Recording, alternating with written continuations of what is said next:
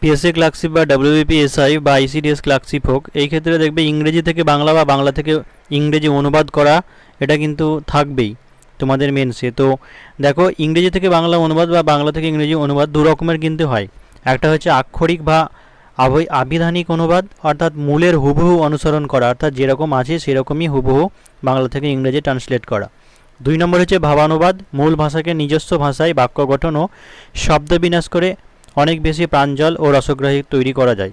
অর্থাৎ এমনটা নয় যে যেটা তোমার আছে হুবহু সেটাকেই তোমাকে অনুবাদ করতে হবে, সেই জিনিসটাকে বুঝে নিয়ে তোমার নিজের ভাষায় তুমি অনুবাদ করতে পারো। তো বেশিরভাগ ক্ষেত্রে ভাবানুবাদ করলেই কিন্তু বেশি রসগ্রাহী হয় এবং প্রাঞ্জল হয় এবং ভালো পরিস্ফুট হয়। যেমন দেখো 3 নম্বরে কী আছে, যে ইট ইজ নাইট নাও। আমরা তো আলাদাভাবে ইট মানে ইহা, ইজ মানে হয়, নাইট মানে রাত্রি, নাও মানে এখন, এইভাবে যদি ইহা হয় এখন রাত্রি এরকম বলি তাহলে এর কিন্তু কোনোই মাধুর্য থাকে না। কিন্তু যদি বলি এখন রাত্রি, এটা কিন্তু শুনতে অনেক বেশি ভালো লাগে। তো এই ব্যাপারটা, এই পার্থক্যটাই, তাই ভাবানুবাদ মানে এই দ্বিতীয় নম্বর অর্থাৎ এরকমভাবেই করবে। তারপরে নেক্সট যেটা আছে দেখো, যে it was winter and the night was terribly cold and the river was silent. তো তখন ছিল শীতকাল এবং রাত্রে ভয়ঙ্কর ঠান্ডা, আর নদীর জল ছিল স্থির ও নিস্তব্ধ। এই যে এইখানে পুরোটা একটা সেন্টেন্সেই করা আছে, তার মানে এটাই নয় যে তুমি বাংলা অনুবাদ করার সময় পুরোটাকে একটা সেন্টেন্সেই লিখবে, এটা তুমি আলাদা আলাদাভাবে ভেঙে দিতে পারো। যেমন সেকেন্ডটায় লিখে দিয়েছি দেখো, যে তখন শীতকাল, একটা আলাদা সেন্টেন্স এখানে দাঁড়িয়ে দিয়ে দিলে। তারপর হচ্ছে রাত্রে ভয়ঙ্কর ঠান্ডা, তারপরে লিখবে নদীর জল ছিল নিস্তব্ধ স্থির, এইভাবে করতে পারো। তো এর পরবর্তীকালে তোমাদেরকে একটা পুরো প্যারাগ্রাফ কীভাবে লিখবে লাইন বাই লাইন বুঝিয়ে দেখাবো। তো তার আগে নিয়মটা একটু সংক্ষেপে বলে দিচ্ছি।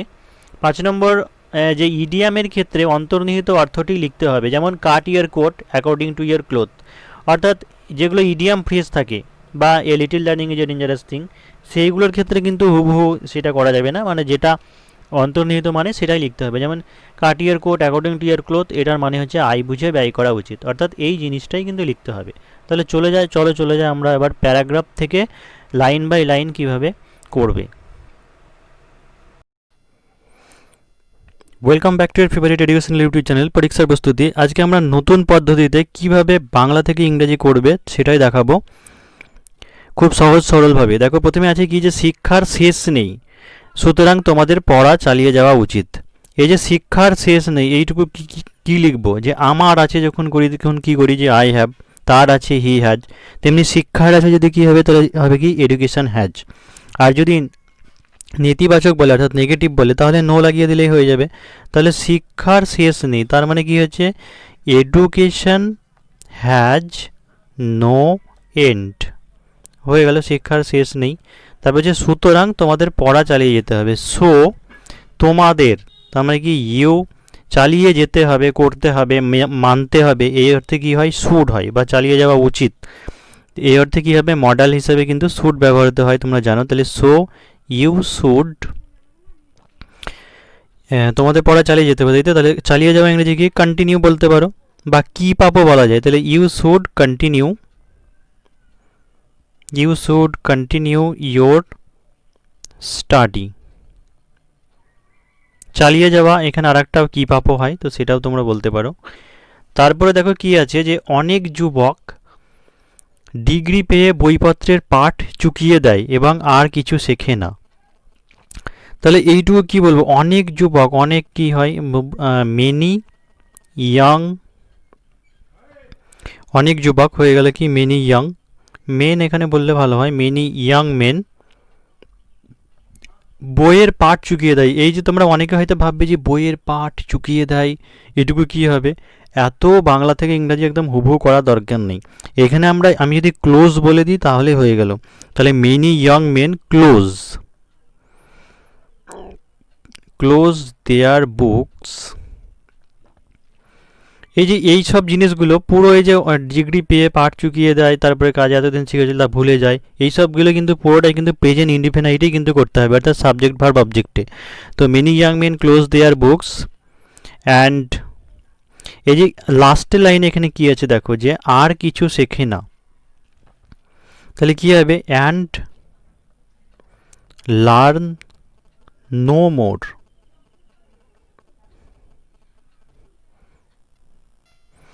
দেখো সেন্টেন্সটা একটু অন্যরকম করে করলাম। প্রথমে ছিল যে অনেক যুবক ডিগ্রি পেয়ে, তোমরা অনেকে হয়তো যে পেয়ে গিয়ে খেয়ে এরকম বললে বলে কী হয় যে ভার্বের সঙ্গে আইএনজি পার্টিসিপাল লাগিয়ে করে দাও।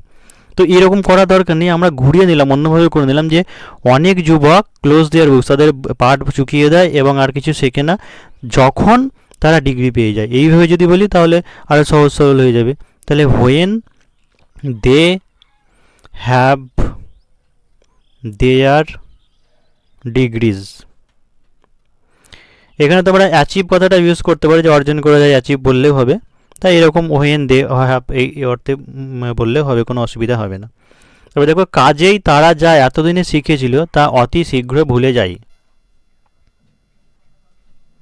তারপর কি আছে, যে কাজেই তারা যা এতদিন শিখেছিল তা অতি শীঘ্র ভুলে যায়। তাহলে কাজেই মানে কি হবে, এই জন্য, তার মানে কি হবে, দেয়ার ফোর, তারা ভুলে যায়, কি হবে, দে ফরগেট, জাস্ট সিম্পল প্রেজেন্ট ইনডিফিনিটে বলেছে। তাহলে দে ফরগেট অল, মানে তারা সমস্তটা ভুলে যায়, দে ফরগেট অল। তারা যা এতদিনে শিখেছিল, তাই তো, সেই জন্য কী হবে, দে এভার লার্নড।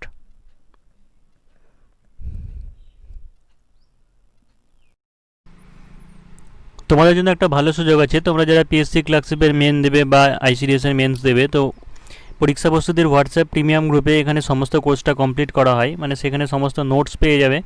এবং এরকম তোমাদের টাইম টেবিল করা থেকে রুটিন দেখো, দেখতে পাচ্ছ তোমরা, ইংলিশ রিপোর্ট, তারপরে ইংলিশ স্পেসিস, ওয়েডনেসডে, টাইম দেওয়া আছে এবং এখানে রুটিন করা আছে, টাইম টেবিল করা আছে। তো সেই অনুযায়ী তোমাদেরকে টাস্ক দেওয়া হয়, সেগুলো করে সেন্ড করলে চেক করে দেওয়া হবে এবং সাথে সাথে আনসার দেওয়া হয়।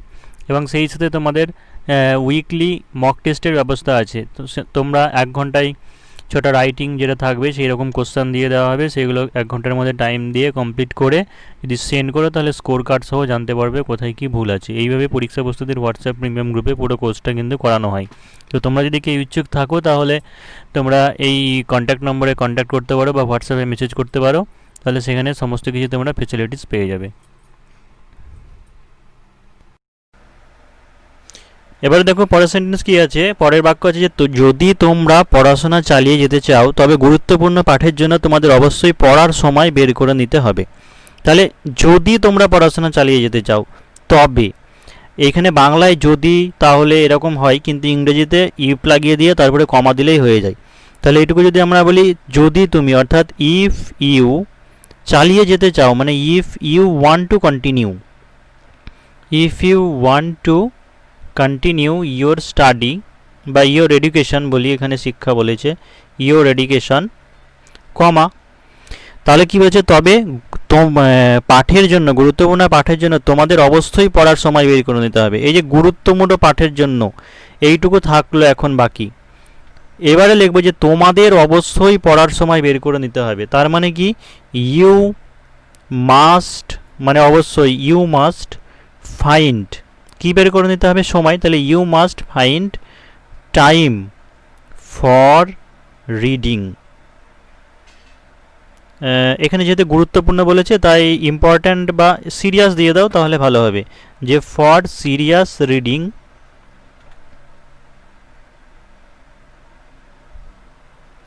তাহলে আরেকবার দেখে নাও, যে যদি তুমি শিক্ষাটা কন্টিনিউ করতে চাও, অর্থাৎ চালিয়ে যেতে চাও, if you want to continue your education you must find time for serious reading.